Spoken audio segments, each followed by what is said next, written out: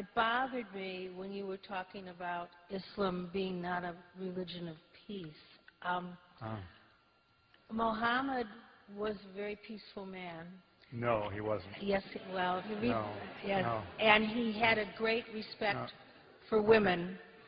His wives were given a great deal of power over him. And have you been reading Karen Armstrong? Is that where this is coming from? No, I've read Karen Armstrong, but no.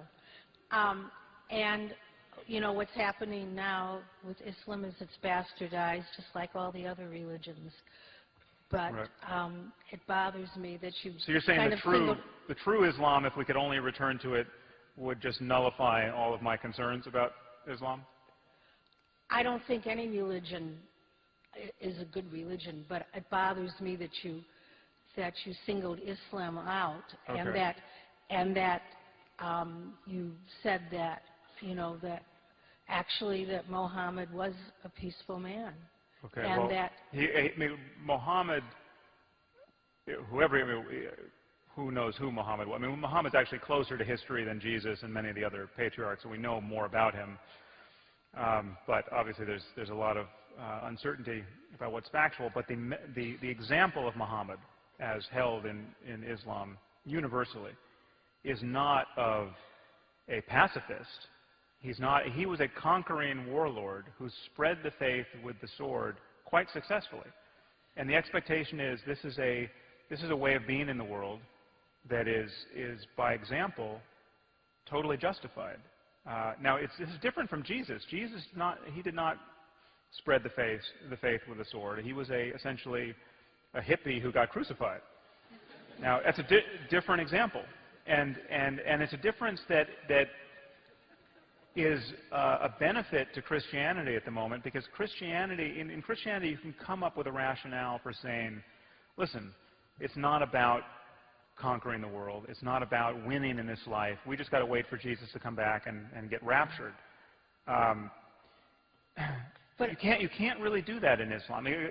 Christianity has a line like, render unto God that which is God, and unto Caesar that which is Caesar's. And that line from Matthew, has done huge work to separate Christianity from claim upon terrestrial power. Now, it's imperfect work, and there are a lot of crazy Christians who want terrestrial power, but at least there's some rationale within Christianity for doing that. That rationale doesn't exist in Islam. There's no line in the Quran which says, listen, guys, this is not about politics, it's not about controlling people's lives. You can be privately religious and let everyone else flourish. But the subjugation of women was not something that Muhammad was interested in. You're just not.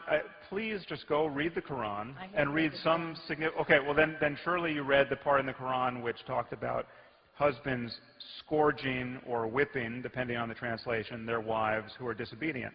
Now, that's in Judaism also. What was that? Okay, okay, so it's in Judaism, but I will grant you that the worst books ever written were in the Old Testament.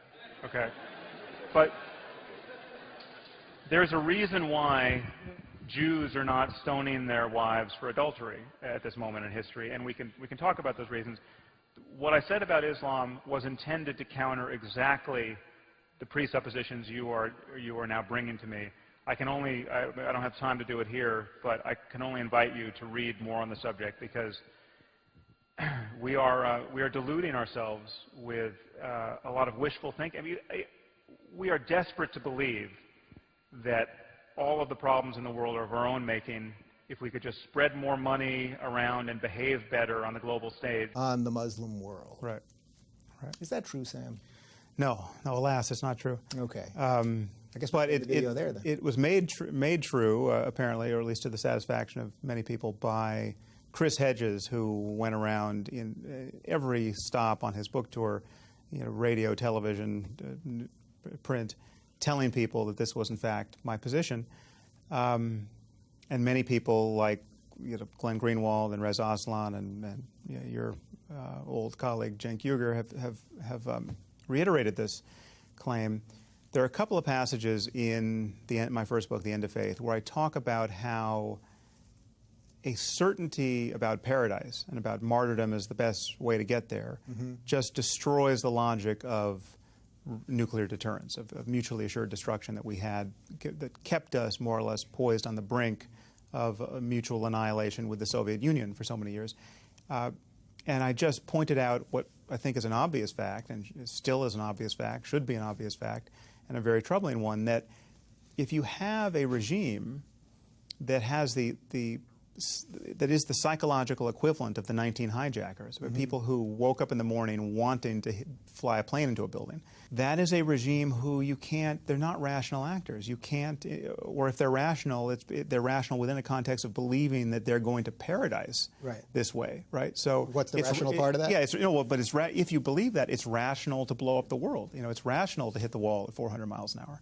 So this is not, so I pointed out the obvious fact that we have to avoid this circumstance at all costs, and there's no one who should be more cognizant of this problem than so-called moderate Muslims or secular Muslims or non-jihadist, Muslims.